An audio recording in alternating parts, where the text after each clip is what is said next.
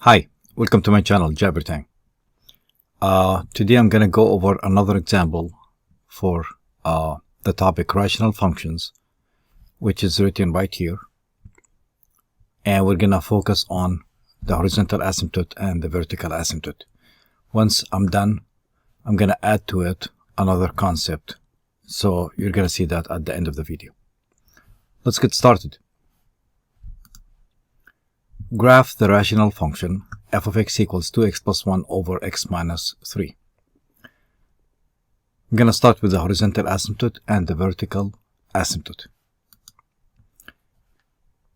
One of the cases says the following. We have usually three cases. Here's one of them. If the degree of the numerator equals the degree of the denominator, and here we have first degree on both top and bottom side, then we have a horizontal asymptote, which is y equal the leading coefficient of the numerator over the leading coefficient of the denominator. In this case, to highlight that, we have the first degree. You could see the highest exponent here is 1 and the highest exponent here is 1, so we do have the same degree. The leading coefficients are marked in red. That's the leading coefficient of the leading term, of course, 2 over 1. So we have a horizontal asymptote at, as it says right here, the leading coefficient over the leading coefficient, 2 over 1, which is 2. So the graph is going to approach the horizontal line, y equals 2. We're going to see that at the end as a graph.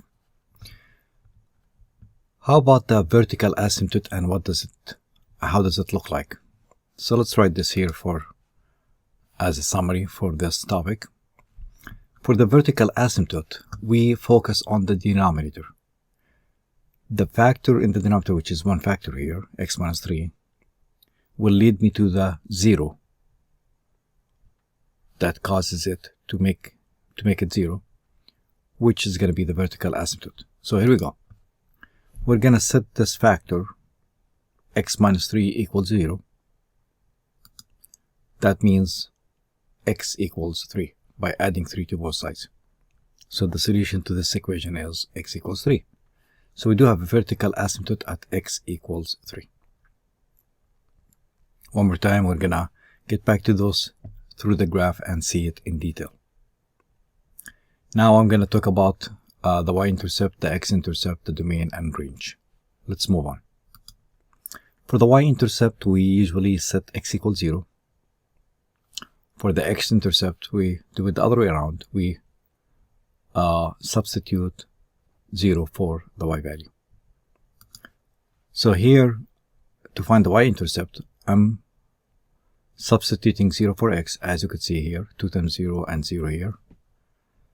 That's going to be a 0 plus 1 over 0 minus 3, which is 1 over negative 3.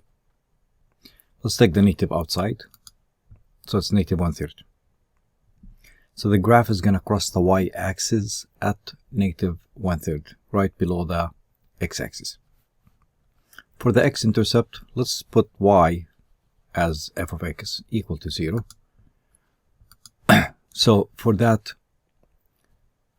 as a fraction, to end up with 0, it comes from the numerator, because 0 over something is 0.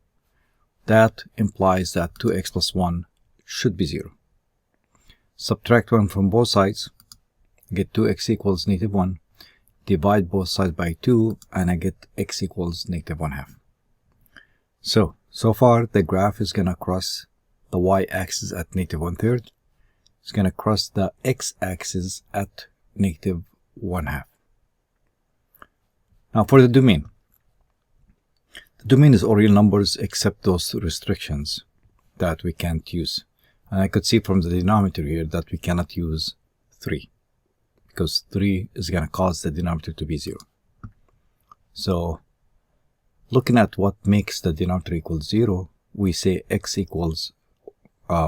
minus 3 equals 0, add 3 to both sides. So that is when x equals 3. We don't want this to happen. So we say the domain is all real numbers except that value 3. Range. Well, the range is something interesting, and most examples don't ask for the range, but it's interesting to go over it, so let's go over it. That's a domain in set notation, interval notations from negative infinity to 3, not including 3 as open parentheses, union 3 to infinity, which says the same thing as all real numbers except 3. Back to the range. If you remember from the earlier slide, the one before this one, we talked about the horizontal asymptote. The horizontal asymptote was at y equals 2, the leading coefficients, 2 over 1. So we can't be there, meaning it's all real numbers except y equals 2. And that's the range. Okay? As an interval notation, it's from negative infinity to 2, not including 2, union from 2 to infinity, not including 2, which is the same thing like this, in case if you're asked to write it in interval notation.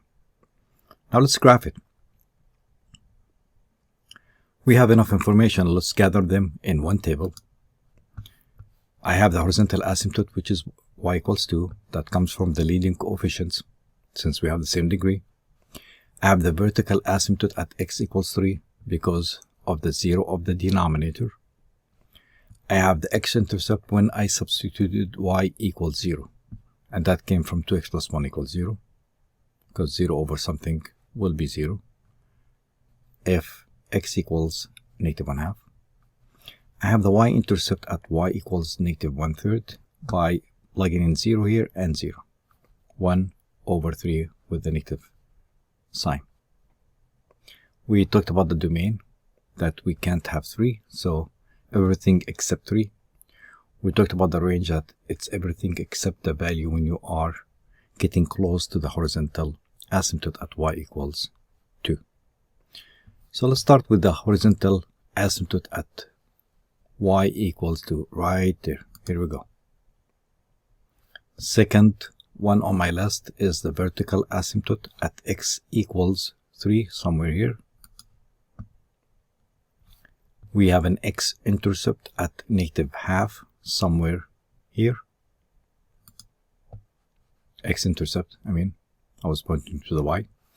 We have the y-intercept at negative 1/3, somewhere here. I know they're kind of close and it's hard to zoom in, but you get the idea. So my graph is saying I can't be at 3 and I can't cross this line, but it has to go through these points. So I'm not going to graph it to the right or left. I'm going to graph it here and I'll go up here. So let's connect and get close to the vertical asymptote and get close to the horizontal asymptote. This way. The other graph will be here. And that should do it. Now, let me give you a bonus as an extra for understanding more about this problem. Here we go. If you divide 2x plus 1 over x minus 3 in long division, look what happens. 2x divided by x, we take the leading coefficient, the leading term divided by the leading term, we get 2. That 2 goes on top of the constant right there. Then we multiply 2 times x and 2 times negative 3, so it's going to end up 2x minus 3. We change signs and we call it add, and this cancels. And I mentioned in the previous video that it always happens. So once you cancel that and you say I have one and, now it says and plus 6, that's going to end up 7. So how can I rewrite this differently? I could write that this rational function gave me 2 and a remainder of 7 out of x minus 3. Here we go. You see it? Let me rewrite this a little bit different. I'm going to write this 7 over x minus 3 up front and add 2 at the end for a reason. I even pulled the 7 up front. What does this mean? If you go back to the parent function 1 over x, this looks like it with translations. And this is an explanation of what is happening. The graph is similar to the graph of 1 over x, the parent function, shifted to the right 3 units, shifted to the right 3 units, I could see that, moved to the right, vertically stretched by a factor of 7. It is steeper, going up faster, I mean not steeper, going up and getting closer, quick, right here to the horizontal asymptote, and shifted up 2 units.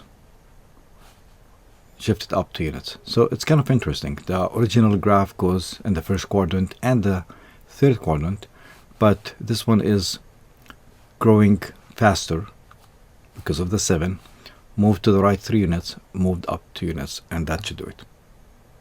It's about 11 minutes or less, and that should do it. I do have another example after this, so I'll see you in the next example. Thank you. Thank you for watching. If you like this video, hit the like button and subscribe, and I'll see you next time. Thank you.